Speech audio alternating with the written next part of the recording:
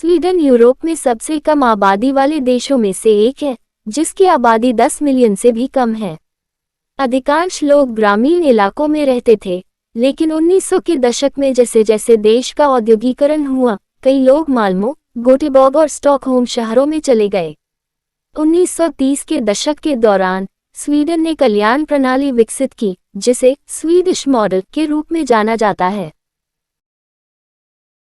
प्राचीन वन, चौड़ी पत्ती वाले जंगल, पहाड़ और आर्द्र भूमि कई लुप्तप्राय जानवरों और पक्षियों के लिए समृद्ध आवास प्रदान करते हैं।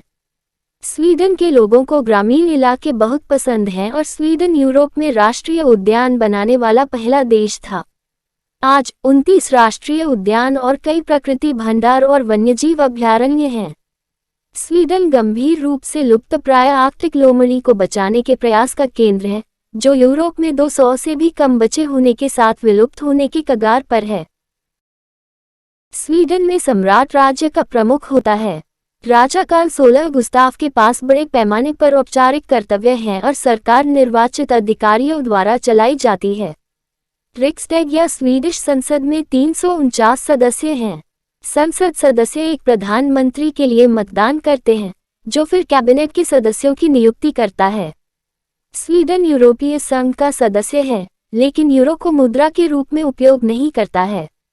उन्होंने अपनी पहचान बनाए रखने के लिए अपनी मुद्रा स्वीडिश क्रोना रखी है।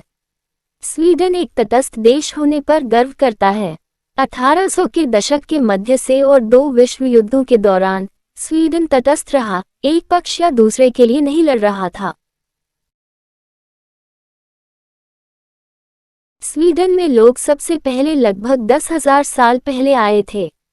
हजारों वर्षों तक वे शिकारी और संग्रहणकर्ता थे और पहली शताब्दी में वे रोमन साम्राज्य के साथ वस्तुओं का व्यापार करते थे। स्वीडन नाम युद्धप्रिय स्वेया जनजाति से आया है, जो लगभग 500 ईसा में शक्तिशाली हो गई थी। स्वीडनवासी अपनी भूमि को स्वेरिज कहते हैं, जिसका अर्थ है स्वेया की भूमि। स्वीडन की सार्वजनिक पहुंच के अधिकार की परंपरा के माध्यम से जनता के लिए खुले हैं। स्वीडन 977 मील 1572 किलोमीटर लंबा है और इसकी सीमा पश्चिम में नॉर्वे और पूर्व में फिनलैंड से लगती है। स्वीडन के आर्कटिक उत्तर को आधी रात की सूरज की भूमि कहा जाता है, क्योंकि गर्मी के महीनों के दौरान सूरज कभी अस्त नहीं होता है। यहाँ तक कि दक्षिण में स्टॉकहोम की राजधानी में भी गर्मी की रातें केवल 4 घंटे तक चलती हैं और आसमान में गोधूली के बाद अंधेरा नहीं होता। लेकिन सर्दी मई तक रहती है और रातें लंबी और दिन छोटे होते हैं। अगर आपको यह वीडियो पसंद आए तो कृपया लाइक, कमेंट, शेयर करें और इस चैनल को सब्सक्राइब करें।